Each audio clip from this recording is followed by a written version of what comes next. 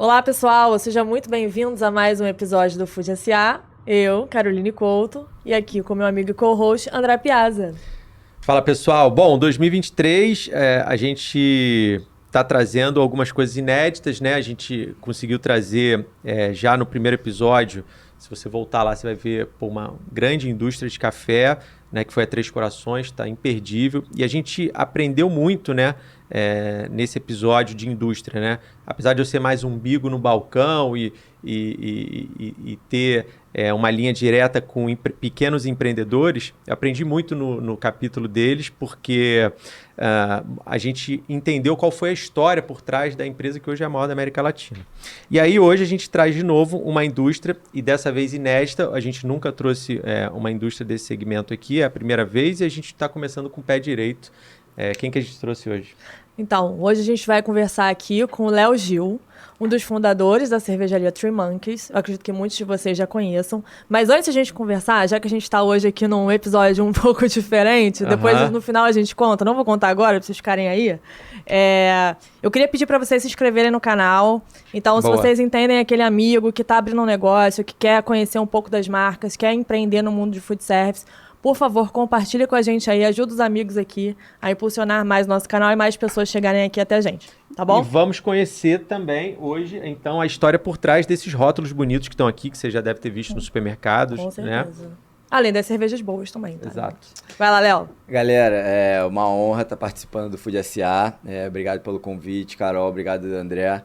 E é isso, a gente vai contar um pouco da história da Three Monkeys. A gente vai fazer 10 anos esse ano, dentro desse mercado de cerveja. E vambora, podem perguntar. Então, Léo, vamos começar aqui. Conta pra gente um pouquinho desse seu dia 1 aí do Léo primeiro, né? Como é que você chegou até a caminhada com a Three Monkeys e um pouquinho desse plano de fundo aí da fundação e até os dias que vocês podem estar aí pra gente. Boa.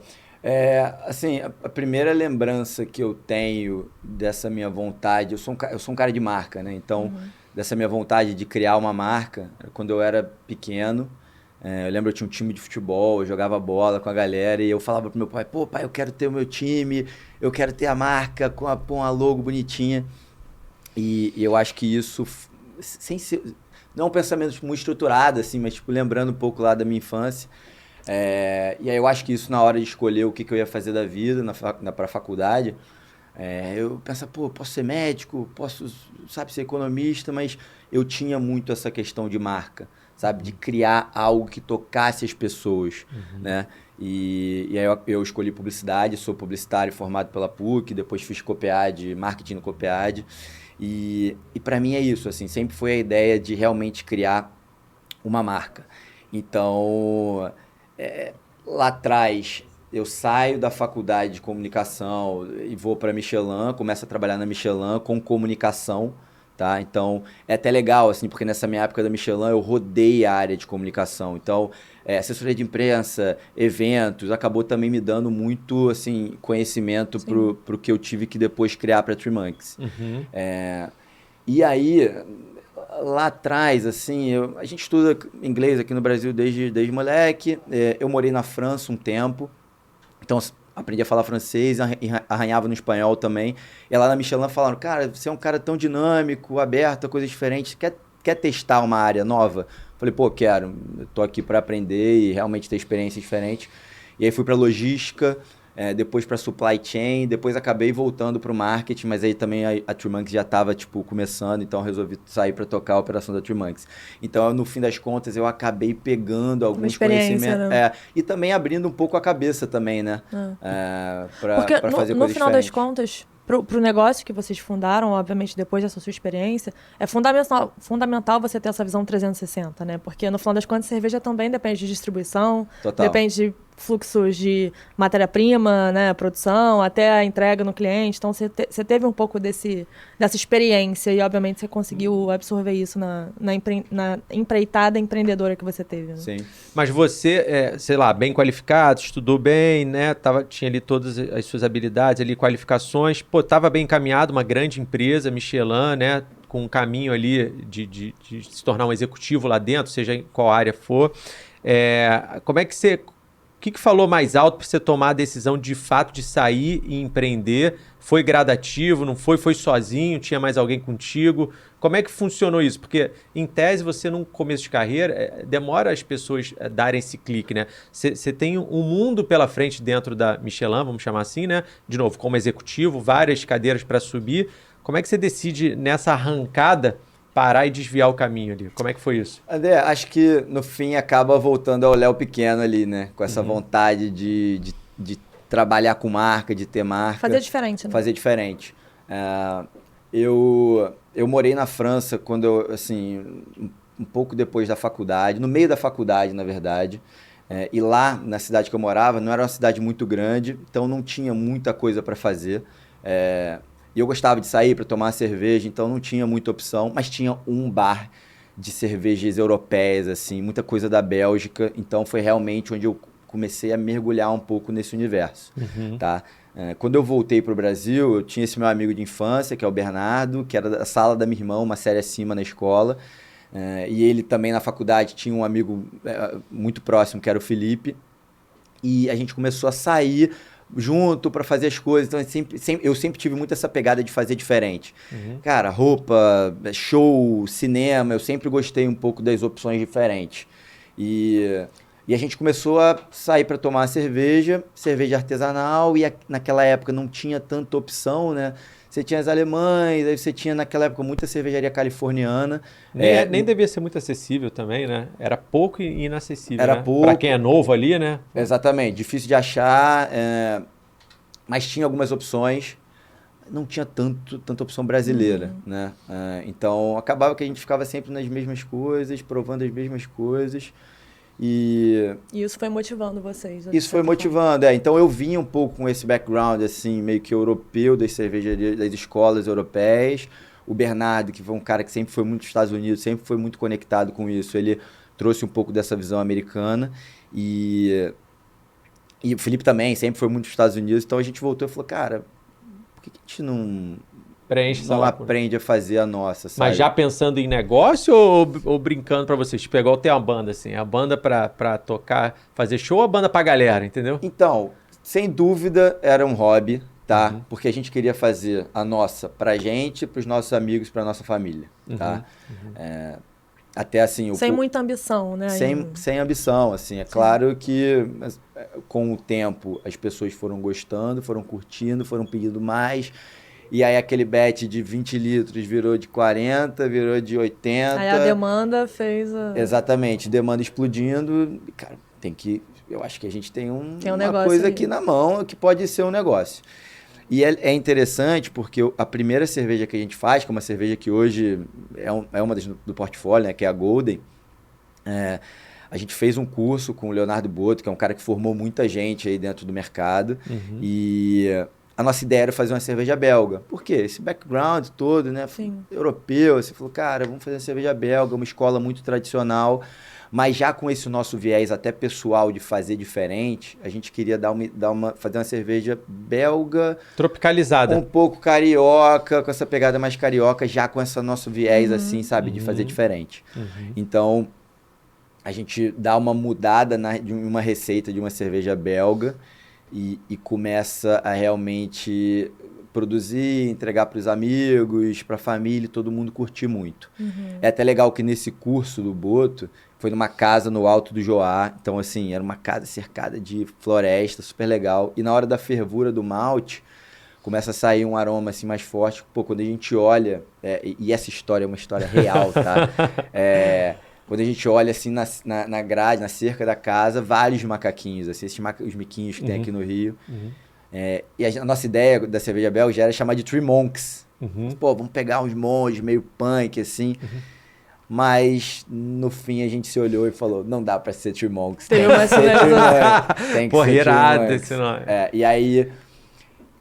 Esse foi um dos cliques, junto, assim, tem um outro aniversário do Bernardo, que foi em outubro de 2012, se eu não me engano, que a gente fez uma produção muito maior, e a galera amou, acabou, chegou no, sei lá, quase no fim da festa, a galera queria beber cerveja, não tinha mais Three Monks, a gente saiu pra comprar alguma outra coisa, falou, não, mas eu não quero isso, eu quero Three Monks.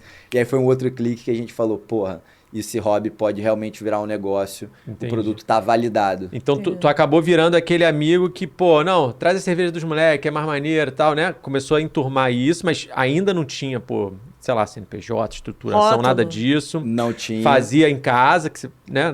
Sim. Na casa, provavelmente, de alguém. Aí vocês faziam isso, e aí, de novo, esse reconhecimento, até hoje, né? Mesmo depois de 10 anos, eu acredito que esse reconhecimento seja muito importante. Ele é muito recompensador para quem é empreendedor, principalmente quando você é o fundador da marca. Eu lá vejo quando alguém faz um elogio para alguma das coisas que eu produzo e tal, pô, vale muito mais do que qualquer coisa e dá uma renovada, né? Então, a partir do momento que você teve esses feedbacks, né? Vocês... qual foi o clique de novo de então transformar isso numa empresa? Aí sim, empresa, né? Então, assim, é isso, né? A gente começa fazendo em casa, na casa da mãe do Bernardo. Eles sempre foram super defensores, assim, da nossa ideia. Então, na casa era panela, freezer, tudo isso. E a gente foi tendo... também, né? Tudo. E aí, cara, aquele cheiro de malte. A gente foi produzindo, entregando para os amigos, começando a vender. A gente chegou a fazer um primeiro rótulo, que eram os 3 macacos fantasiados de monge e bebendo umas canecões, assim, porque a gente pegava um pouco das duas ideias.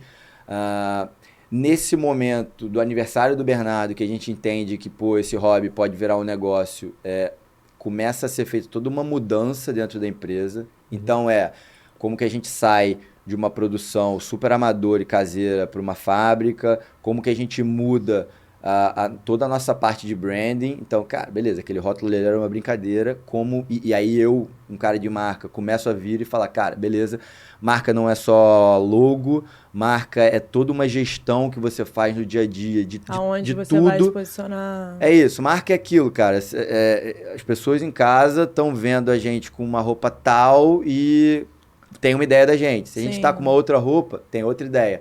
Então, isso qualquer empresa, qualquer gestor de marca entende isso, né? Cara, tudo que eu coloco a mão e tudo que sai para o cliente... É relevante. É relevante, né? Comunica, né? Exatamente. Então, a gente começa a fazer todo um posicionamento, um branding mesmo realmente estratégico. Começa a procurar fábrica, como eu disse, aí realmente vai mudando. E isso tem a ver também com o público, né? Então, nesse estágio, apesar de naturalmente o público ser o público do seu network ali, as pessoas que tinham até então consumido, vocês devem ter parado para pensar sobre o público. Então, quem é o nosso público mesmo?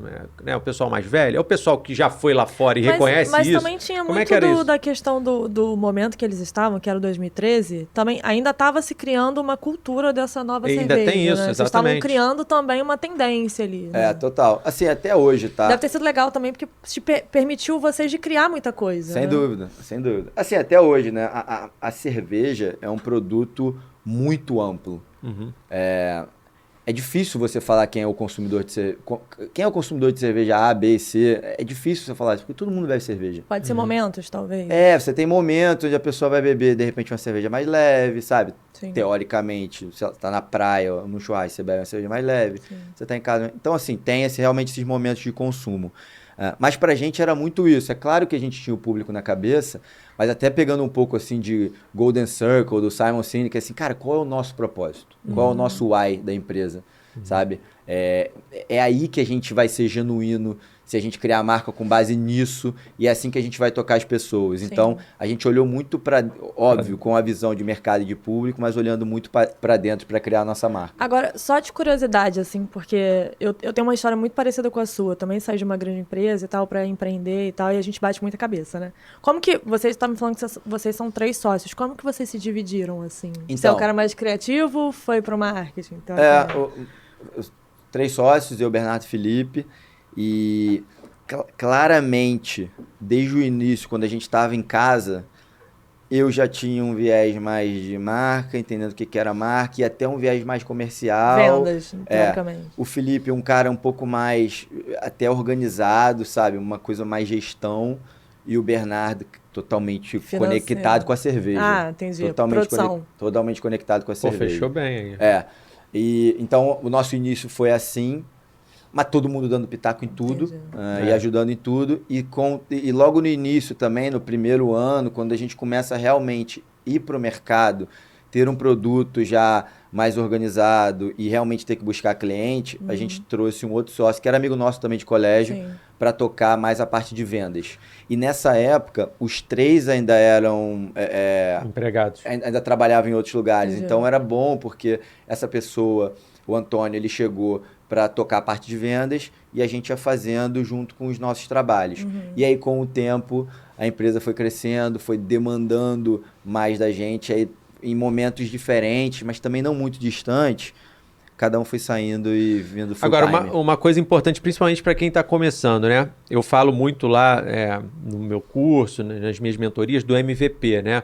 Por exemplo, vou abrir uma pizzaria, faço primeiro um evento para amigos com a minha pizza antes de gastar X numa pizzaria e vou testando algumas coisas.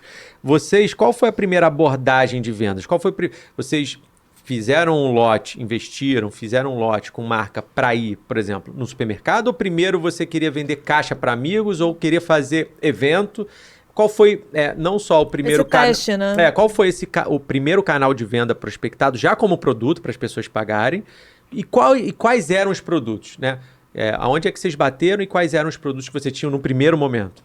Então, a Three Monkeys, ela surgiu também num momento muito certo dentro do mercado, tá? A gente sabia que esse mercado ia explodir e a gente estava no início... O Oceano Azul ainda para vocês. Entendeu? Então, assim, a gente tinha que ser rápido, tá? Quando a gente olhou, a gente sabia que cerveja tem que ser garrafa, sabe? Tem que ter um volume maior, mas ali atrás... até os bares estavam começando a surgir. Se você pegar, tipo, Brewteco, ele estava surgindo. Que hoje já está muito mais solidificado no mercado. Tinham vários, né? Você chegava... Era meio que um hype, assim. Você chegar num bar e ter 12 rótulos, né? Mas não tinha tanto não lugar tinha, claro. assim. Então, a nossa primeira visão foi, a gente precisa entrar rápido no mercado, foi atrás de fábrica. Tinha uma fábrica no Rio, que era a Alegra, era uma fábrica que a Devassa nasceu, assim, e foi uma fábrica que começou a produzir realmente vários berço, assim. Tem uma matéria na Veja Rio. É Vargas Pequena, não? Ali perto do... Bandeirantes ali, né? Perto do Rio Centro. Isso. Cara, tem uma matéria na Veja Rio, de 2014, 15, falando que é sobre a Alegra, falando o berço das cervejarias cariocas. Legal. Three Monkeys surgiu lá, a Praia surgiu lá, Aos Poucos nasceu, se eu não me engano. Só para as pessoas entenderem, então, essa Alegra, só para contextualizar, fazia o private label, que a gente chama, que é produzir... Eu não vou comprar um maquinário e montar uma cervejaria, mas tem uma cervejaria que monta a minha receita, faz as minhas coisas e engarrafa para mim. É meio que isso, não? Esse é um facilitador do mercado de craft, né, aqui, né? Você consegue... Hoje você tem fábricas que só fazem isso, então você chega com a sua marca, produz e você faz a parte da distribuição. É o nosso modelo até hoje, tá? Porque a gente entende que investimento em fábrica é um investimento alto e que tem que ser feito, e não só alto em termos financeiros, mas complexo também, né? Sim, claro. De gestão, né? Gestão, então tem que ser feito no momento certo. E aí sim, a gente foi para a Alegra, eles faziam de uma forma prática o chopp e a garrafa era algo que não estava tão organizado, tá? Então o que a gente fez? Começou a produzir chopp, um produto só. E aí, é claro, é um MVP mais profissional, né? Lógico. Já valendo, já tá valendo. É isso, já tá valendo. Aos leões, vai. Exato. E então a gente começa a produzir chopp, um produto só, a Golden Ale, e começa a ir atrás... O canal de venda, dois canais de venda que era dentro do on-trade, tá? Bares... Explica pra gente esse on-trade aí, vai. Porque tem nem muita todo gente mundo que sabe, não tá... assim... A gente traduz aqui. Eu vou falar um pouco do que a gente trabalha hoje, tá? E aí... diferenciando um pouco. Hoje a gente trabalha no on-trade, no off-trade, no online, conveniência, e aí a gente tem uns outros aí, porque vou explicar, tá? O on-trade pra gente são os bares, os restaurantes, os hotéis, o off-trade basicamente são as grandes redes, tá? Supermercado, quando a gente vai falar de conveniência... Atacadistas, distribuidores. Isso. O autosserviço, né, que a gente chama. Então, para a gente, o off-trade é isso. A conveniência, a gente está falando realmente do que é muito prático para o cliente, né? Então, a gente fala dessas lojas... Marketplaces também hoje, né? Marketplace, loja de conveniência e tal. Aí, o online, a gente também tem esses marketplaces online e também tem o nosso online e o outro, a gente considera algumas outras oportunidades. Eventos. Uma ativação de marca. Eventos. Então, isso é mais ou menos o que a gente considera hoje dentro dos nossos canais. Dessas verticais que você está falando, né, de canais de venda, qual hoje é, de fato, a âncora de vocês? A né? âncora é o off-trade, Off-trade. tá? Porque são grandes redes. Volume, né? A gente hoje, é isso, a gente estava falando que cerveja é volume, a gente hoje vende para as principais redes do Brasil, tá? E principalmente Rio. Quando a gente está falando de rede, é supermercado, tá, gente? Só para a gente também deixar mais claro aqui. Só para, assim, sendo bem prático, a gente está falando isso, Zona Sul, Pão de Açúcar, Samarché, Hortifruti, Legal. Mufato. E aí, voltando para 2013, você falou que o primeiro produto que você fez foi na Alegra, Private Label, saiu com seu barrilzinho orgulhoso lá e falou, cara, vamos no on-trade. Isso. É isso, foi o primeiro tiro. Principalmente dentro do on-trade, bares especializados. E aí já vem a primeira ideia, que é, não vamos ficar fazendo igual as outras marcas estão fazendo, que é só bar especializado. Sim. Vamos começar Tentar a ir para bares comercial. diferentes. Algo um pouco mais comercial. Hotelaria Legal. pegou também? Não, hotelaria depois. Tá. Porque aí a hotelaria a gente precisava muito de garrafa. E essa né? época também estavam surgindo esses festivais de cerveja, esses festivais de churrasco, de hambúrgueres, e vocês participavam, né, desses eventos. Para a marca foi muito importante, tá? Porque aí tem o início de Mundial de la Bière no Rio, Isso. alguns outros eventos da cidade que até hoje acontecem, né? Então, assim, sem dúvida isso para a marca foi muito importante. Legal. Então, a gente começa com chopp no Golden. on-trade, Golden Ale, Uhum. totalmente focado nesses bares especializados e bares normais. Alguns restaurantes também, Sim. tá? A gente atrai. E aí, André, é o que você falou, assim, era normalmente o que acontecia? Chega Bernardo e na hora do almoço saía do trabalho dele, ia até a Alegra, pegava os barris, botava dentro do carro, voltava, a gente trabalhava perto, eu vinha com o meu carro, parava perto do carro dele, colocava os barris e eu saía no fim do dia Para fazer as entregas dos restaurantes. Pra entregar nos bares. Aí, cara, na época... É um empreendedor raiz, né? É isso, é o que, assim, é barriga no balcão, É né? isso. Acho Total.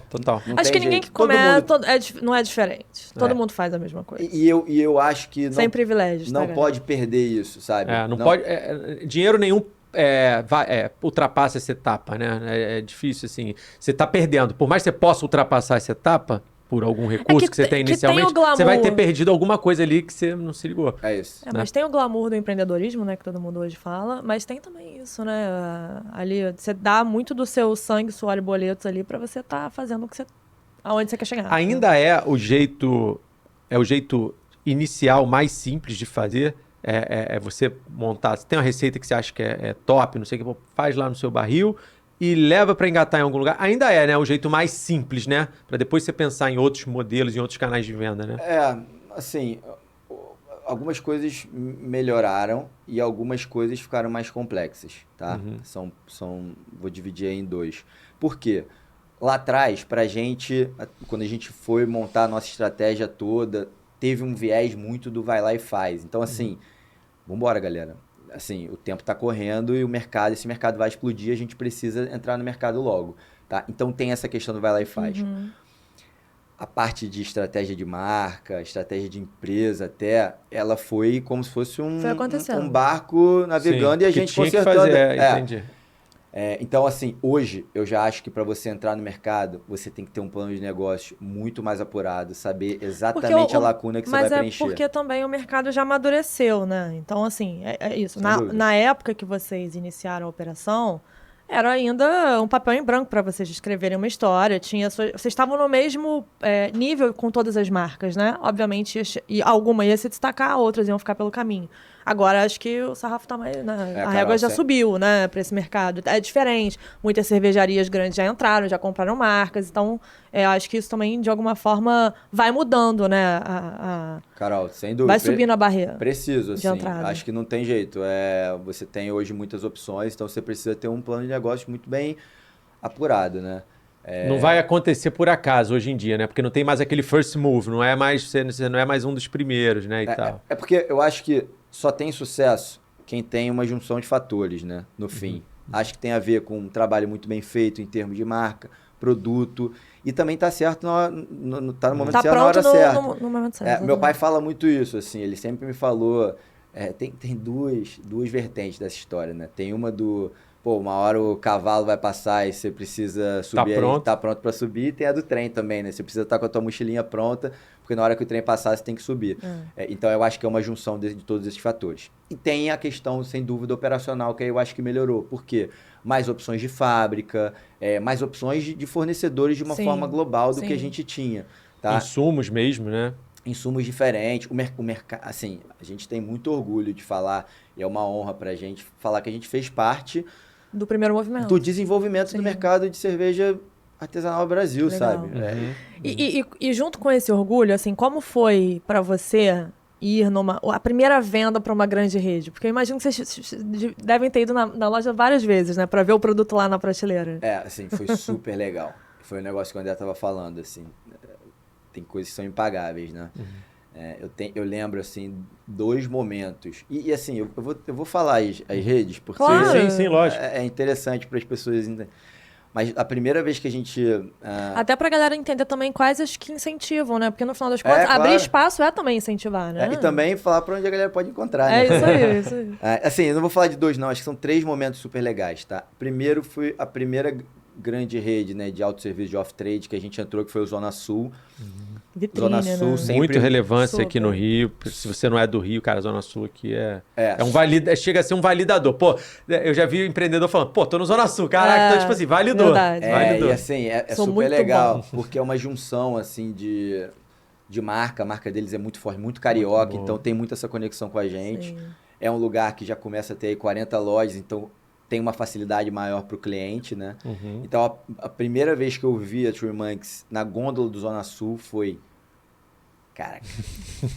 E aí depois...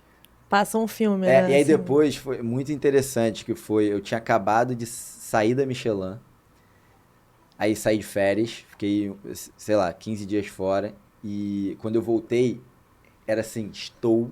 full time na minha empresa. E a gente tinha acabado de fechar o contrato também com a MPM. Conveniência. E tinha um MPM do lado da casa da minha mãe, que eu sempre ia quando eu era moleque, assim, sabe? De manhã, antes de festa e tal. Cara, quando eu entrei na MPM e eu vi a nossa long neck lá, eu falei, putz. E eu tenho a foto dessa no meu Instagram, assim, que é bem legal. E o terceiro momento é quando a gente se tornou ali fornecedor nacional do Pão de Açúcar, que era um festival de cerveja, de microcervejarias, durante 2 meses. Pão de Açúcar sempre foi conhecido, né? Por ter muito rótulo. Então. E quem ganhasse o festival ficaria no portfólio nacional. E a gente ganhou. E assim, a gente já tinha um escritório, uma equipe um pouco maior, e todo mundo gritando no escritório. Então, esse foi um momento super legal também. Que massa. E assim, aproveitando que você está falando de premiação e tudo, né? De conquistas, vai, fala. Não, eu ia perguntar isso de novo. A gente, no episódio do Café, o Volto, sempre que é uma indústria também, né? Ele falou um pouco das classificações, das qualificações, de algumas pontuações que fazem um café ter uma certa denominação, seja lá o que for.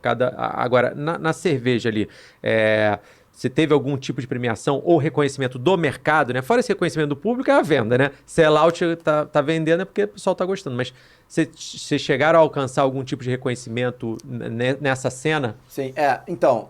Como é que funciona? A Three Monkeys hoje, e aí só dar um passinho atrás, que aí eu chego nisso, toda essa história de fazer diferente foi o que deu, que realmente é o nosso propósito, que é quebrar barreira. Tá? A gente sempre entendeu que a gente estava aqui para quebrar barreira, tá? E como empresa, não é nem só como cervejaria, tá? Então, a gente fala que a gente tem 4 pilares aí de quebra de barreira, tá? Um deles é pessoa. Então, a gente quer criar relacionamentos sustentáveis com os fornecedores, com todos os stakeholders, no fim das contas, todas as pessoas que estão em volta da nossa marca. Então, seja sociedade, consumidor, fornecedor, cliente, tudo isso. E internamente também, né? Como que a gente consegue montar time, né? Montar um time que vai entender que, cara, é um negócio, é para ter sucesso no negócio, mas também é a nossa vida, sabe? É para ser feliz no trabalho. Então, sempre foi a nossa cabeça. Quebrar barreira e marca, segundo pilar, que é fazer diferente, surpreender, gerar aquele efeito wow, assim, as pessoas chegarem num evento, olharem o stand da Three Monkeys e falar, cara, que stand surreal, maneiro, sabe? Ou então ir para os nossos eventos e falar, cara, esse evento é super legal. Então, segundo pilar. O terceiro é distribuição, e aí vai um pouco do que a gente falou aqui sobre não ficar só naquela parte ali de, tipo, bares especializados, de cerveja artesanal, e amplificar isso. Porque tem um preconceito também, né? Não tem isso, assim, você falando dos bares especiais, a galera fica meio assim, mas eu vou botar meu rótulo num bar mais popular comercial, tem um pouco isso? Eu acho que, eu não sei se um preconceito, mas o que sempre teve foi um certo medo de assim, julgamento. Eu sou artesanal, se eu tiver em determinados lugares, será que eu não vou ser visto mais como artesanal? Entendi. Mas a gente nunca teve isso. Pra gente sempre foi, a gente quer quebrar barreira em termos de distribuição e eu quero facilitar para o meu cliente, para que ele ou ela encontrem de forma mais fácil. Então, assim... E até disseminar, né? E aí democratizar, né? Democratizar. Assim, porque no final das contas, obviamente, para esse tipo de bar mais comercial, você vai oferecer também uma cerveja que, no final das contas, encaixe no lugar. Não adianta você botar uma cerveja mega premium ali, de difícil paladar, porque realmente... É isso. E aí tem a ver com o nosso quarto pilar, que aí vai juntar um pouco da democratização com um pouco da pergunta. Tá? Mas a nossa ideia sempre foi, se a pessoa descer, sair de casa, tem uma banca na frente de casa, tiver Three Monks, o trabalho está feito, tá? Legal. Quer facilitar isso. E aí o quarto pilar é produto, tá? Por quê? Sempre foi uma noção nossa que a gente tinha duas possibilidades de quebrar barreira dentro de produto, tá? Uma, inovando, tá? Então cara, como que eu mostro para as pessoas até onde cerveja pode ir. Então, assim, pra vocês entenderem, a gente já fez cerveja com ostra, com mostarda e mel, cervejas totalmente diferentes. Que lá atrás, até um pouco da história que a gente estava contando, as pessoas não sabiam. Era inimaginável. Essa cerveja, por exemplo, que está aqui, ela é uma sour, que já é um estilo que não era muito conhecido aqui no Brasil, na cerveja Pegou um pouquinho muito. mais ácida, ela tem pitaia, goiaba e marshmallow. Entendi. Então tem um pouco desse viés de inovação, de mostrar para as pessoas o que é. A gente saiu... E aí vem também as harmonizações, aí vocês vão contar Tem uma história, tudo, né? É isso. Sim. E aí a gente saiu numa matéria de uma revista americana chamada October, na época do Mundial do Labier, que eles vieram, e a gente estava exatamente com essa linha gastronômica. E eles fizeram uma matéria que era falando sobre a cervejaria que está deixando o mercado brasileiro de cabeça para baixo. E era super legal, assim, falava de tudo que a gente já tinha feito de diferente, sempre com essa nossa pegada de quebrar barreira. E tem a pegada, e tem dentro desse caminho de quebrar barreira em produto, de desenvolvimento do mercado, de democratização do mercado, né? Por quê? Como que a gente faz as pessoas saírem de cervejas mais simples e começarem a beber um pouco mais de qualidade, tá? Então, e aí começa um pouco assim essa história eu não diria dos tipos de cerveja, dos estilos, né? Porque estilos são muitos estilos, né? Você tem a família das lagers, tem a família das ales, e aí no meio disso você tem 1 bilhão de coisas, assim. Você tem a IPA, você tem as cervejas feitas com malt pilsen, que são cervejas mais leves, você tem as sours, aí Russian Imperial Stouts, então tem um mundo. Mas em termos de, até para conectar um pouco com o business, o que é interessante, é você lembrar que tem uma escadinha dentro do mercado de cerveja, né? Você tem as cervejas mais econômicas, que são as cervejas bem baratinhas, assim, e com produto muito mais leve, assim. Menos complexo. Menos complexo. E aí depois você passa para as cervejas mainstream, depois tem as premiums, super premiums e vai pro mercado aí de craft que a gente está falando. E então, hoje, desculpa, então, boa, nessa escadinha foi interessante. Você falou dela, hoje a Three Monkeys se posiciona lá em cima. Lá em cima, isso. Né? Pode repetir essa escadinha? Porque isso aí me lembrou, né? Assim, você tem aquelas cervejas bem comerciaisinhas, aquela primeira cerveja, aquela que tem 99 centavos lá no mercado, né? Que a gente nem sabe o que tem muito ali dentro e tal. Aí depois você falou de...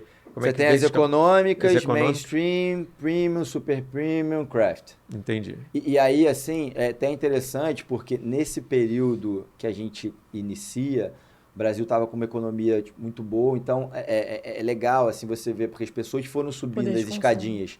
Tipo, a galera que tomava a pinguinha ali no mercado foi para uma cerveja um pouquinho mais barata. Aquela pessoa que bebia cerveja um pouquinho mais barata foi para... Então foi todo mundo subindo, e aí é quando realmente esse mercado de artesanal, das craft, das micro cervejarias, ele começa a ganhar espaço. Porque o pessoal que bebia premium, super premium... Já subiu. Subiu pro craft. Tá. Entendi. Tá. E aí é um caminho que não volta, né? Porque o cara, né, depois você vê o lance do malte, né? De hoje o em dia que- falar o que que é foi puro o malte, duplo fenômeno malte, já da são as Heineken. basiquinhas, as econômicas já são praticamente, você vê, puro malte, né? Claro que ainda tem as mais baratas ainda, né? Mas eu tô falando assim, Mas assim, você tira todo o mundo exemplo subiu, da né? Heineken, né? Que, enfim, no final das contas, mudou o mercado. Esse é um também, exemplo né? muito bom, né? Porque quando você vê que a Heineken hoje, o país que mais vende Heineken É o lá dentro Brasil. é o Brasil, você entende o que o mercado brasileiro aconteceu. mudou. Claro. Então você entende de forma prática o que é essa mudança, essa subida de escadinha, tá? E aí assim, sim, vai e não volta. Por exemplo, o mercado americano, se eu não me engano, tem 15% do mercado de cerveja é craft. O Brasil, a gente sempre falou aí em torno de 1, 2%. Então, é isso. Você começa a subir e começa a potencializar e só ir crescendo. E é o que a gente entende, que esse mercado no Brasil ainda tem muito a crescer, tá? Mas eu também eu tenho uma visão, e aí um pouco do que a gente sempre fala, é que tem a questão das marcas, né? Então, assim, eu surgi dentro do mercado craft com cervejas um pouco mais complexas, que as pessoas estavam acostumadas a beber, preços um pouco mais altos, mas a partir do momento que eu consigo criar uma marca que chama a atenção das pessoas pelo propósito, pelos valores, as pessoas começam a entender o seguinte: pô, se a Three Monkeys lançar uma cerveja que é um pouquinho mais leve, mais fácil de beber, com um preço um pouco mais ajustado, pô, eu vou preferir comprar, entendeu? Porque eu tenho uma conexão com essa marca mais do que com outras. Então, eu acho que sim, as pessoas vão subindo e não mudam mais, mas aí entra naquele negócio que a gente estava falando Você sobre cria o uma comportamento do chancela, consumo. você cria uma chancela. Então, assim, se eu criar uma cerveja muito levinha e fácil de beber, com preço mais ajustado, pode ser que as pessoas que são minhas fãs vão olhar e falar o seguinte: pô, não, eu para comprar uma cerveja mais leve, mais fácil de beber, com preço mais ajustado, eu vou comprar Three Monkeys. Então, Entendi. aí eu acho que entra naquele negócio que a gente falou sobre marca, sobre E você o poder das marcas. você já tá nesse momento, pretende ir para esse momento, ou isso já aconteceu? Como é que é? Então, a gente tá sim, a gente tá com um produto mais leve hoje. Ele não é totalmente amplificado, porque de alguma forma a gente tá fazendo esse MVP também. Então, pra galera em casa aí, é uma informação que ninguém sabe, Ó, mas... spoiler. Não é nem spoiler, eu abro para vocês aqui. Existem alguns clientes hoje no Rio e São Paulo que estão trabalhando esse produto com chopp. Entendi. Tá? Então, por exemplo, Curadoria, que pô, super conhecido aqui pelo Sim. hambúrguer e tal. Diogão. Do Diogão, ele tá com o nosso chopp, esse chopp mais leve. Então, quem tá em casa e e quiser abre aí o provar... espaço também para, acho que, outros bares, outros restaurantes que estejam aqui também nos ouvindo. de repente- Totalmente. É a nossa ideia, assim, é um produto mais leve, mais fácil de beber, um preço mais ajustado. E esse movimento agora falando de business, é para volume, não é isso? Você faz um movimento desse, você setou lá em cima. Quando você mantém a sua qualidade, toda a sua história, mas num produto menos complexo e, portanto, mais acessível, esse movimento empresarial é de busca de volume ou é um share ali a mais, uma pessoa diferente que você quer conquistar, Eu diria que uma pessoa para entrar para o craft, né? Eu diria qual que o é movimento? isso. Muito mais do que o volume, eu acho que a ideia é como que eu consigo tocar mais pessoas com a minha marca. Para ele E chegar levar- de novo lá na tua origem, no craft. E ter com essa pessoa o propósito da marca Three Monkeys, os nossos valores, Para não entendeu? ficar num nicho muito pequeno. Porque a gente sabe que aqui, mesmo com todo esse crescimento e desenvolvimento do mercado, assim, o mercado brasileiro, ele demanda muito esses produtos mais leves, tá? Sim. Então, é como que a gente consegue se conectar com mais pessoas. Até porque aqui no Brasil a cerveja ela vai em muitos momentos de consumo de alimentação, né? No almoço, enfim, a galera consome se assim, alimentando, né? Então não pode ser uma coisa muito pesada. Exato, e mesmo para quem assim só consome IPA, tem momentos da vida que você quer uma coisa um pouquinho mais leve. Beleza, você pode beber uma Session IPA, que é uma IPA um pouquinho mais leve, mas também você... Vocês têm alguma zero? Eu bebo cerveja... Zero álcool, por exemplo? Ainda não, mas... Também é uma tendência. Né? Cara, isso é uma tendência... Deve estar lá no hall de inovações de vocês pra frente. Cara, sem álcool, low carb, e isso é uma coisa impressionante, cara. Em 2017 eu fui para um festival em Copenhague, e eles lá, assim, já tinham... A Escandinávia tem toda uma política de venda de álcool que é um pouco diferente da nossa. Tem as lojas lojas específicas que só vendem álcool, e assim, cervejaria artesanal já lá fazendo sem álcool, fazendo low carb. E aí quando eu voltei, eu falei, gente, a gente tem que fazer a cerveja sem álcool.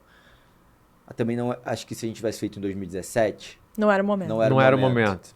Então hoje o mercado talvez que esteja mais maduro. eu acho também. Com esse avanço também Eu nunca imaginei que ia tomar cerveja sem álcool, hoje eu tomo. Você toma. Não, e eu acho que hoje tem uma questão até dentro do mercado... A low carb eu tomo, mas a sem álcool não então, dentro do mercado de gastronomia de uma forma geral, eu vejo isso muito como tendências, acho que tem a ver com um pouco de pandemia, das pessoas passaram a se cuidar um pouco mais, então, mas isso já era um pouco visto antes, questão de saudabilidade, né? Sim. Já era uma tendência que estava sendo vista. Acho que com a pandemia isso deu uma acelerada. Tanto que você olha, hoje está todo mundo fazendo muito exercício, tentando se cuidar um pouco mais. Então, é isso. Hoje até você vê como ativação, você passa na Praia de Ipanema, tem um quiosque tem uma academia de uma cerveja, tem uma academia... entendeu? Então tem da Mister. Então, eu acho que é interessante, porque eu sou um defensor que a gente precisa fazer coisas diferentes, né? Por tudo que a gente já conversou. E tem que ter opção para todo mundo. Então, assim... se você quer ser democrático, você tem que atender todo mundo. É isso, eu quero ser mais leve. No nível que você chegou, já olhando de fora, eu enxergo que é o seguinte. Por exemplo, a gente tem ali um Porsche, né? Que a gente estava falando disso antes. Tem um Porsche que é um carro super esportivo, os puristas estão lá, é um carro extremamente potente, a combustão e não sei o quê. Mas o Porsche tem a versão dele 100% elétrica. Tá entendendo? Então, assim, ele não tá se traindo por ter uma opção 100% elétrica. Você não vai se afastar de quem você é se você fizer uma cerveja sem álcool, né? Pelo contrário, você tá... E não é também só mercadológico, também não é só para pegar uma parcela desse movimento de carro elétrico ou da cerveja sem álcool. É para você dar sua chancela nesse segmento. Fala, pô, no dia do sem álcool você vai continuar comigo.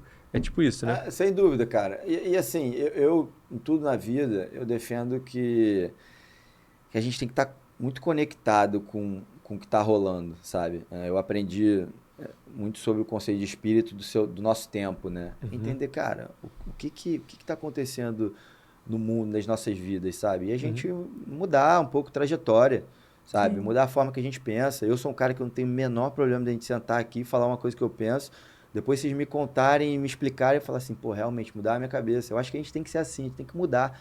Porque se a gente está mudando, quer dizer que a gente está se tornando melhor, sabe? Sim. Então, eu entendo, sim, que existem marcas, categorias que têm seus produtos tradicionais e beleza, tudo bem.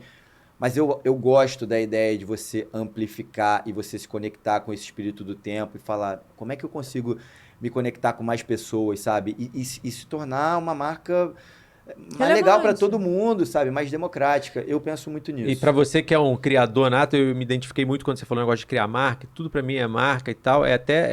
Isso é tão forte que eu tenho que exercitar o depois de criar a marca. Porque eu tenho a tendência a criar, eu já quero criar outra. Porque aquele foi a trajetória mais maneira. Mas depois de criar a marca, você tem que, né, fazer todo o resto ali. Você tem que virar empresário, né? Então, assim, eu tive um pouco essa dificuldade, até minha maturidade profissional, para continuar a marca. Mas eu quero dizer que nessas versões que você está falando, nessas novas versões, pô, são novas marcas que você está criando ali. Então deve dar, né? É um incentivo também, né? Como criação, né? É, super legal. Cara, para quem é criativo, o ato de criar é muito legal. Eu vejo o Bernardo, assim, o Bernardo...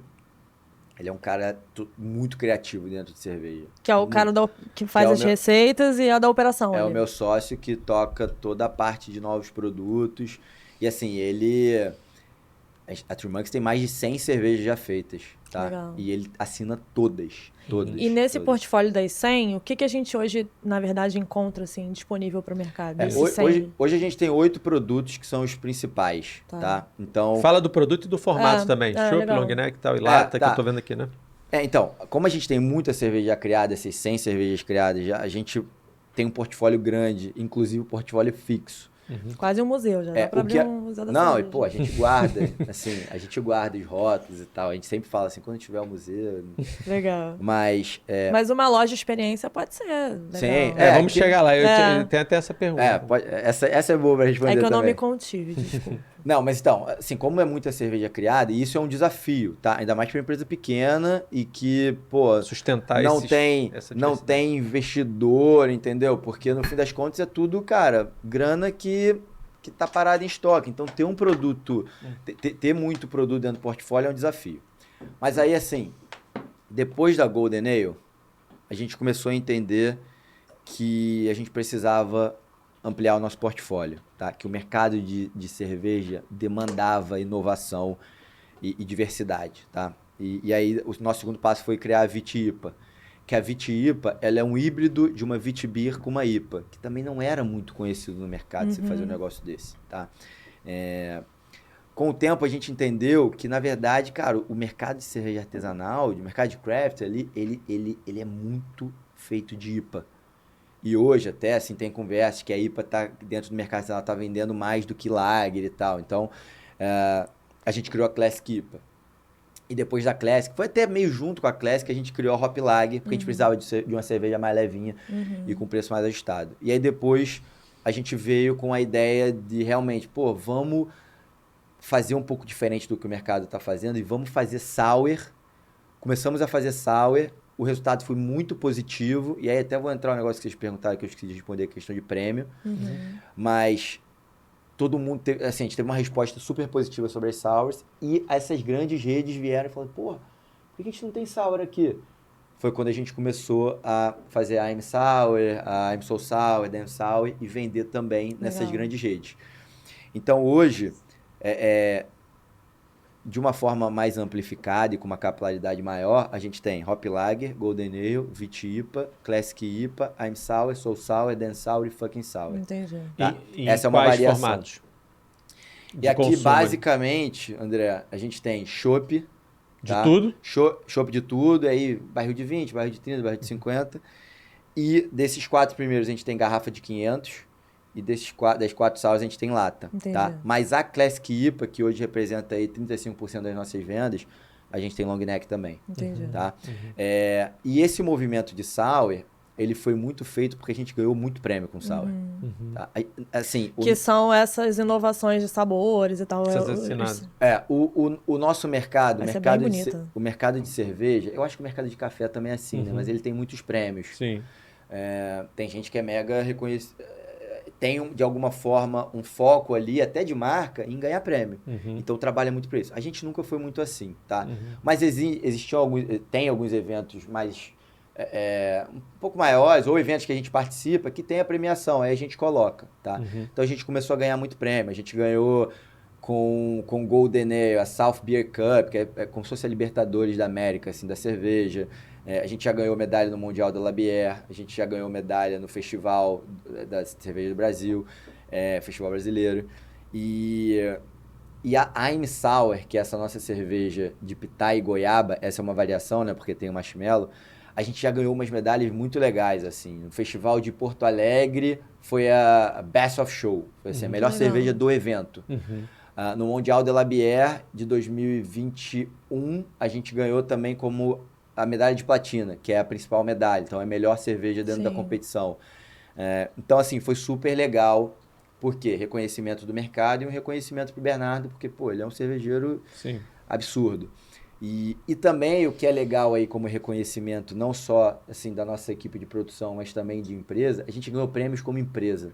Então, assim, o Festival de Microcervejarias do Pão de Açúcar, a gente foi selecionado pela Endeavor para fazer um projeto que se chamava Scale Up, que é das empresas com potencial de crescimento. Vocês fizeram? Legal. Fizemos, super, sim, porra, ajudou muito, assim, ainda tinha uma galera, era uma conexão com a galera de Babson College, que é uma das principais escolas de empreendedorismo. Esse programa é muito legal, assim, Todo porque mundo que ajuda fez a fala que é estruturar bizarro, a governança e tal. Acho que é um pouco do banho que os empreendedores precisam também sair um pouquinho só da cadeira ali do vamos fazer a qualquer custo e também nos moldar um pouquinho para olhar de forma mais profissional e executiva. E é muito conhecimento, né?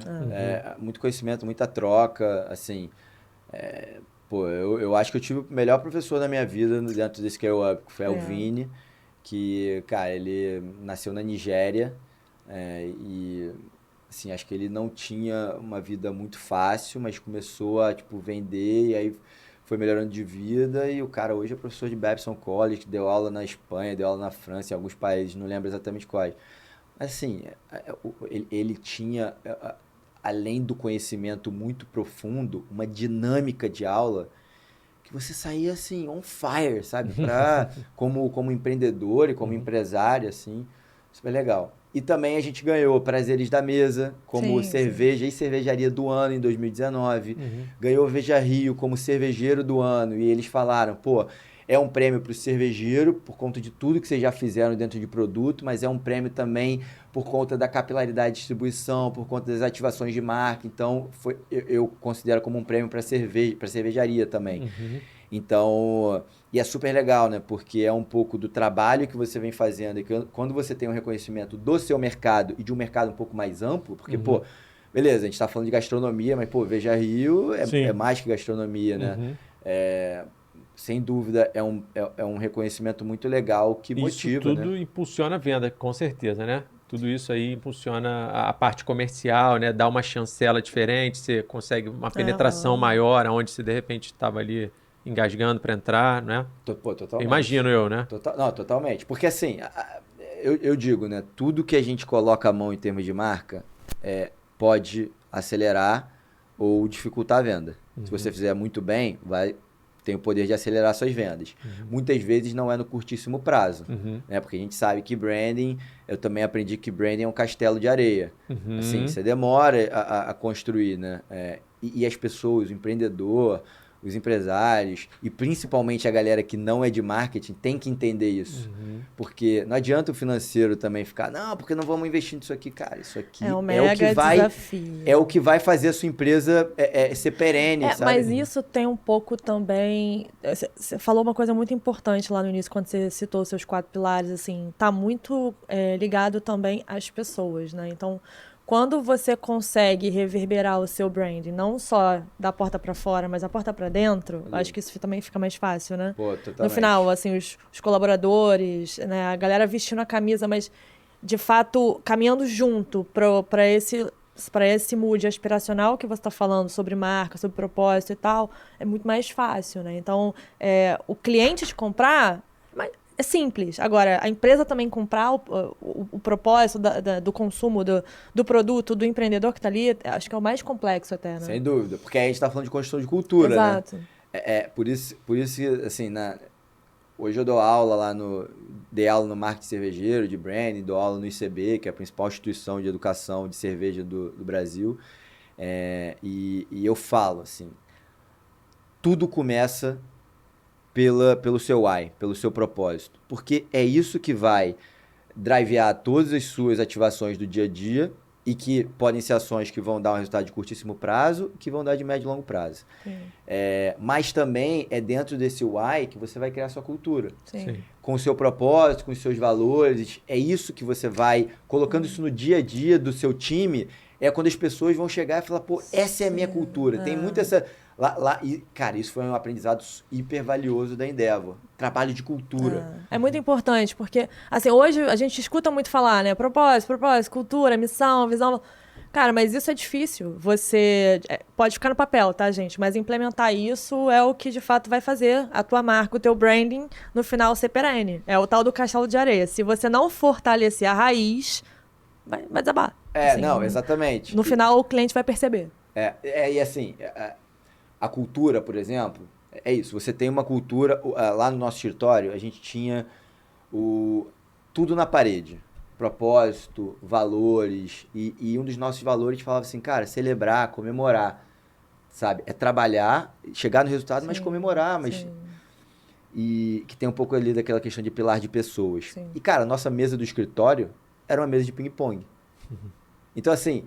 Não é aquela coisa, Google e tal. Não, mas assim, quando você fala que tá na tua cultura, seus valores e tal, como é que vai pro dia a dia? Cara, acabava sei lá, 7, 8 horas da noite, a galera não queria ir embora do escritório, tava jogando ping-pong. Então eu assim tenho um case assim também. Lá na empresa, eu escuto muito das pessoas falando, cara, é muito louco, porque eu fico aqui... não dá vontade de ir embora. Tem empresas que você vai às 5h30, você olha pro lado pro outro, você não vê mais ninguém. E assim, a gente bebia, a gente fazia happy hour dentro da empresa. Olha, o mais louco ainda. A gente podia descer, podia fazer as coisas, ficava dentro da empresa. Então, eu acho que isso também tem muito dessa construção de time, de cultura, de valorizar isso nas pessoas, das pessoas de fato entenderem o caminho da marca, né? E defender. Eu tenho colaboradores que até hoje defendem a nossa empresa lá fora e vendem, né, de forma muito positiva também marca. É um pouco isso, assim, esse valor que o financeiro precisa reconhecer, né? Por que eu vou gastar um pouquinho mais aqui? Esse time de comercial, time de marketing, só gasta. Tem um pouco isso, né? Não. Mas no final, a gente está construindo essa comunidade, né? Assim, Total, que... e assim... E no final tu fala pro financeiro, olha só, tô tendo uma reunião aqui agora com um cara que vai pagar Vai 10 pagar, vezes exatamente, a nossa que tá comprando, vai resolver a nossa vida para sempre. Tô dando um exemplo, né? Porque tocou, e não por valor de mercado, não, às vezes é porque tocou. Mas né? Grandes negócios, inclusive, não é valor de mercado. O cara fala assim, cara, meu filho me falou muito dessa marca, não sei o que, eu fui ver, gostei, e se não tá boa, eu vou fazer ficar boa, porque a marca, o principal vocês têm, né? E isso é o que falta, né? E até, acho que a gente vai falar isso mais pro fim. A gente perde um tempo aqui, mas eu acho que é porque a gente, no final das contas, são 3 cabeças que pensam em Não, mas, pô, é isso. E a gente vai falar isso mais pro fim, mas a gente tá agora fazendo uma captação, né? Legal. E é impressionante. Todo mundo chega e fala, já conheci a marca, e eu acho que, assim, o grande ponto forte, a gente tem 2 pontos fortes que são muito bem avaliados, assim, produto e marca. E quando você vai falar de marca, Three Monkeys, é isso. Não é que a gente fez uma coisa que explodiu, é um trabalho que é feito há anos. E assim, é desde o evento que a gente faz, a marca que a gente fez um co-branding, é isso, é a gestão de marca. E aí eu acho que a cultura... só tem um ponto importante aí que eu gosto de falar, porque é o momento que a gente está vivendo. Se com pandemia, a gente teve que... Todo mundo ficou longe. E agora, o nosso grande desafio é como que a gente recupera a cultura que a gente sempre teve estando longe. Mas é o que um negócio falam, que é né? importante também. Tem muitos empreendedores aí, até famosos aí, desses mainstreams que a gente vê hoje em dia aí, que fala isso, né? O difícil é você criar cultura no home office. É bem complexo, né? E tem empresa que ela é feita de cultura. A nossa empresa, ela é muito feita de cultura. Hoje em dia, a grande maioria das empresas mais jovens, né, é muito pautada em cima disso. Então, e aí sim, você tem que entender como é que você vai trabalhar. E aí, só para fechar aqui aquela ponta que você falou, tem a parte de cultura e a parte de ativação. Por exemplo, entrevistar numa entrevista, falar sobre prêmio e tal, é isso, é branding também, mas pode ser que não seja... porque as pessoas vão conhecer mais a sua marca. Então, é porque você tinha perguntado sobre o resultado de curto prazo de ganhar prêmio, né? Às vezes pode ser de curto prazo, porque de repente eu ganhei um prêmio, eu dei uma entrevista e alguém olhou de uma grande rede e falou assim, mas pode ser que isso também seja um pouco mais perene, pode ser mais no tempo. Então, tanto cultura quanto essa parte de um brand mais externo, que no fim das contas as ações que você faz é o marketing ali. E depois você vai entender. Dá resultado. Mas e depois você vai entender também, né? De repente, uma oportunidade dessa chegar no momento mais maduro da empresa não é ruim, né? É até melhor. Agora, os desafios ali, o maior desafio, como é que tá? Agora voltando um pouco para a parte de negócio, né? Mais que tudo ali, do dia a dia ali. O desafio de bebida é a distribuição, é logístico, esse é o maior desafio, assim. Eu sempre tenho aquele negócio, sei lá, eu não sei nem de onde é isso e não sei nem se é verídico, mas a Pepsi só é a Pepsi, não é a Coca, porque a Coca foi mais bem sucedida na distribuição, porque se lá atrás, no dia 1, você tivesse provado uma Pepsi, uma Coca, não é que não tenha diferença, mas não tem predileção. São produtos assim, né? Foi a capilaridade, a Coca-Cola você encontra em qualquer lugar, sei lá de onde veio essa lenda urbana aí, se é que é uma lenda urbana, mas é isso. Então a Coca só é a Coca e não acima da Pepsi, porque ela teve êxito na distribuição. Tem isso no seu business mesmo? Quando a gente pensa em cervejaria, quando a gente pensa em bebida, ou o cara que está fazendo um suco diferente agora e tal, vai ter que ser muito eficiente na logística, na distribuição? Isso é divisor de águas? Eu acho que bebida de uma forma global, mas principalmente cerveja, é marca e distribuição. É como que você consegue criar uma marca que faça sentido e que seja... Que venda. Que venda, supercat. E distribuição. Como é que você encontra essa marca? Não adianta você criar uma marca fantástica e não achar. E hoje, gente, se a gente for colocar no cenário de hoje, é a mesma coisa. Você pega esses grandes marketplaces e tal, o que diferencia um do outro é a entrega. Então, assim, você vê um monte de vanzinhas aí de uma marca ou outra, Mercado Livre, Magalu, tá todo mundo, no final, investindo na entrega, porque você pode ter um produto maravilhoso ou não, Mas no final o que a gente quer é que chegue rápido, na melhor forma possível, É. meu momento de experiência ali que eu quero. E a questão é você juntar os dois, né? Exato. Se você pega hoje, sei lá, um exemplo, Mercado Livre, que agora, pô, tem parceria com o Flamengo. Pô, isso pra marca é uma coisa... É claro que a discussão de você patrocinar um time ou outro é uma coisa sempre muito difícil, né? Mas de alguma forma é um público pessoas que muito não grande. entendem, né? Por quê dessa parceria, né? Não, mas assim, é um público muito grande. A gente tem que... O Flamengo é o maior que tem. E aí quando você faz um trabalho... E eles fazem um trabalho de marca super legal, Sim. com um público amplo, e você consegue entregar rápido... Acabou, fechou, né? Aí, então, eu acho que nesse mercado tem muito isso. E no de cerveja também tem a facilidade de encontrar. E se você tem uma marca forte, não adianta você ter uma marca forte se ninguém te acha. Tem exemplos assim, no mercado cervejeiro de gente que tipo, criou uma marca, investiu muito, mas não encontrava. Aí, entendeu? Difícil, não tinha lógica. Então, Trabalhou a marca, mas não trabalhou o resto. então assim, sim, acho que são de dois grandes desafios, tá? Marca. E aí no nosso momento hoje, porque o nosso momento hoje é como que a gente escala mais, como que a gente cresce mais. Né? E aí, Descentralizando, né? Aí vocês devem estar nessa dúvida. Descentraliza, enfim. Não, são várias dúvidas, mas eu vou colocar como dois desafios dentro desse crescimento, tá? E aí tem um guarda-chuva geral, mas como que eu faço mais pessoas gostarem da minha marca e como que eu faço mais pessoas encontrarem. E aí aqui não tem jeito, isso aí precisa de recurso. Então é por isso que a gente hoje, Tá na captação. que a gente é uma empresa, cara, totalmente familiar, basicamente, né? Crescimento orgânico até hoje. E como que a gente consegue, para escalar esses dois, a gente precisa de recurso. E tem um negócio assim, vocês estão com 10 anos. 10 anos estrada. é respeitável para qualquer segmento, né? Pandemia no meio, né? Pandemia no meio, Brasil, né? Brasil é diferente. Rio, acho que ainda também tem aí uma parcela mais árdua ainda. Você não está no interior de São Paulo. E ali, você tem a matriz de concorrência também, né? Forte. Sim, e aí, de novo, de 10 anos para cá, de 10 anos antigamente, de novo, você fez esse primeiro movimento ali e tal, tem gente que possa vir a dar valor, o cara é do Rio, não sei o que, é brasileiro, mas tem muito novos entrantes, e aí tem entrante que entra, que vem, novos entrantes que eu digo de mercado, mas que já existem há mais tempo, mas que, de novo, hoje a gente tem muito mais oferta de prateleira, tem cara que vem com uma força de uma indústria surreal, né, de uma holding enorme, e aí você se manter ali, né, antes eu tinha Three Monkeys entre uma das 7 que eu escolhi ali, agora eu tenho entre uma das 37, ou das 70, né, como é que você mantém você faz esse trabalho de... Como é que se diz? De fidelidade, né? De fidelização, né? Com um mercado hoje tão mais competitivo, assim. Então, é muito isso, né? É como que a gente consegue amplificar o nosso trabalho de marca e dar mais qualidade a isso, tá? Para conseguir atingir mais pessoas. E marca não tem jeito, todo mundo sabe. Tem que investir. Assim, eu sempre fui um cara de marca e beleza. Criamos uma marca do zero até hoje, que é uma marca conhecida, sem muito recurso, mas chega um momento que você precisa ter mais recurso, né? Então isso é uma coisa que a gente aprendeu, assim, principalmente eu, que eu não sou um cara tão financeiro, mas aprendi isso nesses últimos anos. E aí quando a gente fala de distribuição, sim, é um desafio bem complicado, não complicado, complexo, tá? Por quê? Porque, primeiro, Brasil é essa loucura tributária, então assim... Para eu vender no Nordeste, a carga tributária que eu... Tem ST o produto? Tem. Só que aí também, assim, a questão de ST tem toda uma questão que aqui no Rio era a fábrica que pagava, agora não, a tributária é realmente muito complexo. E eu não, assim, apesar de eu coloco a cabeça ali para focar nisso, tá sempre mudando, então é muito complicado.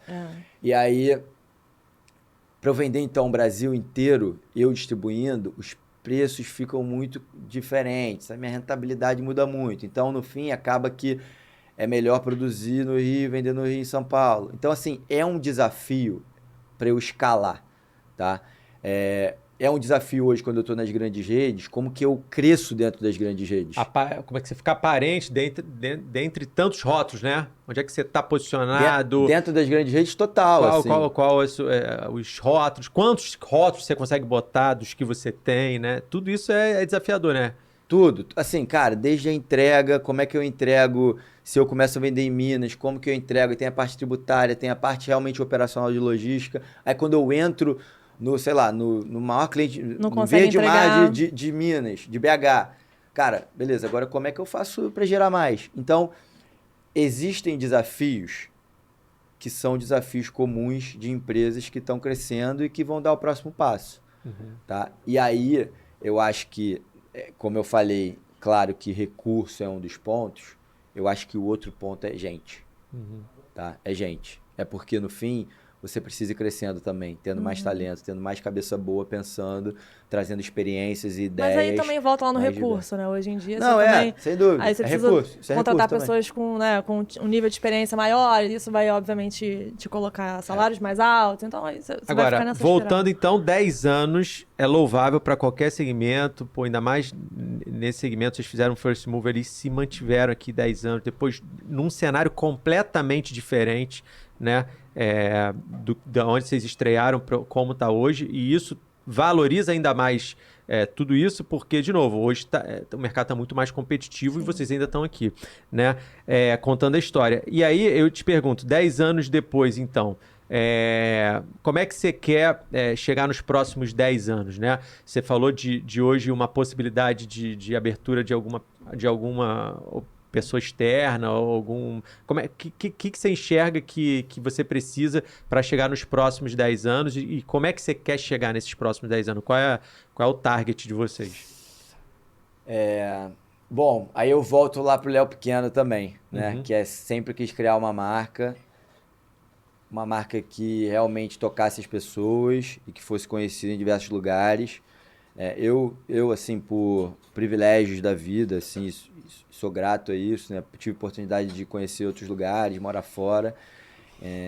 Meu pai morou muitos anos fora e eu sempre tive isso. Cara, eu quero um dia ver a True Monk sendo vendida numa gôndola de Estocolmo, assim, Maneiro. sabe, sei lá, na Ásia, Você na tem uma África, ambição, então, em globalizar a marca. eu tenho essa vontade. Eu acho que é lá na frente, tá? Então, essa é uma vontade minha.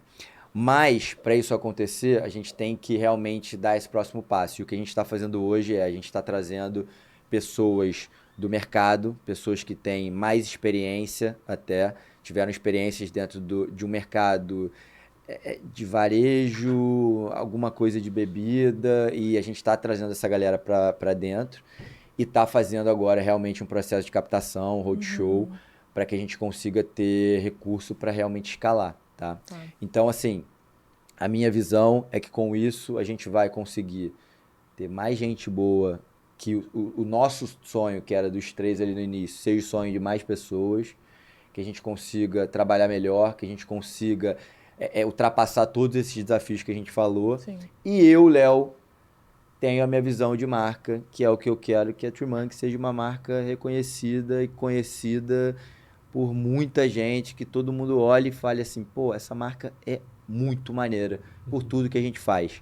Então, essa é a minha visão. É claro que hoje a gente tem muita coisa para fazer no Rio, muita coisa para fazer em São Paulo, muita coisa para fazer no Brasil como um todo. Nordeste a gente ainda não está conseguindo tocar direito, apesar de hoje a gente tem clientes que entregam o Brasil inteiro, então hoje em qualquer lugar do Brasil você consegue comprar True Monks, mas como que a gente tem uma presença melhor comercial e de Fazer marca... trabalho regional, né? Exato, em outras regiões. E tá aberto para, por exemplo, se tiver representantes e tal, procurar vocês para fazer esse trabalho. Foi o que eu falei ali sobre quebra de barreira de distribuição. Eu quero colocar True Monks em tudo que é lugar. Então, quem tiver aí, tiver com dúvida onde encontrar a True Monks, ou se for alguém que quer trabalhar com produto True Monks, pode entrar lá no Instagram, @TrueMonksBeer, manda mensagem que a gente E o resolve. site? Deixa o site também. O site também é www.truemonksbeer.com. Tá. Bom, vamos para a pergunta final? Vamos. Eu sempre encerro aqui, né, com o carro-chefe, né? Então, assim, qual é o seu carro-chefe hoje? Qual é o carro-chefe dentro da True Monks? Não só... Carro-chefe pode ter algumas conotações. Tem gente que traz a venda. Então, pô, o meu maior sellout é esse, indiscutivelmente. Se hoje, né, tiver que ficar com um SKU ou com um produto, é esse. Esse é o carro-chefe. E qual é o seu preferido? Porque aí as pessoas, de novo, quem ainda não conhece, vai atrás, geralmente, dessas dicas. Tanto da sua dica pessoal, Óbvio, pode ser mais de uma também, né? E quanto da dica do que o mercado mais consome na Three Monkeys. Tá. Pô, escolheu... É tipo, filho favorito. Vai pra mais fácil, então. Tá, então, Vai na assim, que mais sai. a resposta mais fácil que eu já dou. O best-seller nosso é Classic IPA. É a própria aqui. Que é a que você encontra em long neck e 500, não. Long Só neck em 500. Long neck, 500, Qual é chopp. aquela de rótulo azul? É o quê? Só porque... É Hop Lager. Essa... Então, aí a Hop Lager é a cerveja mais leve, você encontra também em quase Sim. todos os lugares. Tá? Mas essa é... Classic, ela é uma IPA muito redonda. Ela é uma IPA dentro do price range aí de IPA. É uma IPA com um preço legal pro que ela é. Tá? Claro, não é uma IPA tipo, de um preço muito... A partir dele. E a Classic IPA, assim, ela é minha favorita. Tá? É a cerveja que eu gosto de beber em todos os momentos. Tá? Mas existem também essa nossa nova cerveja, que é a Easy Pilsen, que eu falei que tá vendendo na curadoria. Sim. Ela é uma cerveja muito leve, muito fácil de beber. Hoje eu tô bebendo ela pra caramba, porque ela é muito leve. Hoje não, porque eu tô 2 meses sem beber, tá? Porque eu tô fazendo esporte pra caramba, mas... Easy Ó, Pilsen... tá vendo? Tem que trazer a zero aí. Tá vendo? A Easy Pilsen é I'm Sour, que é essa sour ultra premiada, que é de pitá e goiaba, tá? Que também você encontra em quase todos os lugares, que nas grandes redes também vende, tá? Então eu falaria muito sobre Classic IPA, Easy Pilsen, I'm Sour. E tem uma que essas pessoas não acham hoje, tá? Mas é uma cerveja que a gente já fez também, que realmente foi uma coisa muito doida e muito interessante, muito legal. Existe um estilo que é a Russian Imperial Stout, que é uma cerveja com malte um pouco mais escuro, uma cerveja mais densa mesmo, como se fosse um licor, um percentual alcoólico um pouco mais alto. E aí a cerveja que a gente fez tinha tipo 12% de álcool. A gente teve a ideia de fazer uma cerveja com pipoca doce. Caramba. E a gente tinha uma linha que se chamava Paranoid, e essa a gente chamou de Paranoid About Popcorn. E era uma lata... não é que ela não tenha mais, a gente vai a outra, algumas vezes a gente volta com ela. Ela é um produto sazonal. Mas assim, é uma cerveja escura com... Caramelizada. Meio caramelizada, assim, meio licor, 12% de álcool, com gosto absurdo de pipoca doce. Agora fiquei com vontade. Então, essa... É até maldade fazer isso aqui, porque é difícil achar. Não foi legal. Mas é isso. Segue a gente no Instagram, vira e mexe, a gente volta com ela. Mas assim, Classic IPA é aquela IPA perfeita para todos os momentos. Tiro certo. Obrigada, Léo. Foi um prazer aqui ouvir um pouco da sua história, saber também os caminhos da Three Monkeys, os desafios. Legal, né? Quando a gente entende da onde vem, para onde vai. Assim, eu tenho muita curiosidade de saber sobre as marcas. Enfim, esse é um universo que eu gosto muito. É uma das coisas que eu mais me divirto fazendo, ouvindo aqui também as histórias e, obviamente, também buscando me informar sobre algumas outras que a gente não vai ter, obviamente, o prazer de trazer aqui. Mas eu acredito que a gente está conseguindo montar um portfólio aí de histórias que pode inspirar muitos aí vocês empreendedores, ou até mesmo por pura curiosidade, como a gente falou aqui, e as parcerias que podem surgir, né? Então, tem bares que já passaram por aqui, que obviamente se conectam com a história da Three Monkeys, e a Three Monkeys também com alguns outros empreendedores que já passaram por aqui. Então, esse é o objetivo aqui também um pouco do Food, é conectar um pouco a galera que vive esse setor, que muito nos inspiram aqui. E de coisa nasce coisa, né? Então, enfim, a gente acha que todo o movimento cervejeiro está muito bem representado aqui com o Léo. É isso, não dá para trazer todo mundo, não é só sobre isso, mas com certeza todo mundo vai se sentir muito bem representado aqui ao falar desse segmento, desse assunto pela Three Monkeys e pela empresa dele. Alguma consideração final aí para os nossos ouvintes? Pô, assim, eu queria agradecer primeiro o convite, Carol e André.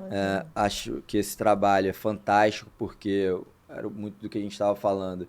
Os negócios são feitos por pessoas, e quando você ouve das pessoas as histórias, os propósitos, eu acho que muda a sua visão das marcas e das empresas. Então, esse trabalho que vocês fazem é fantástico. Eu queria parabenizar os dois pelo trabalho.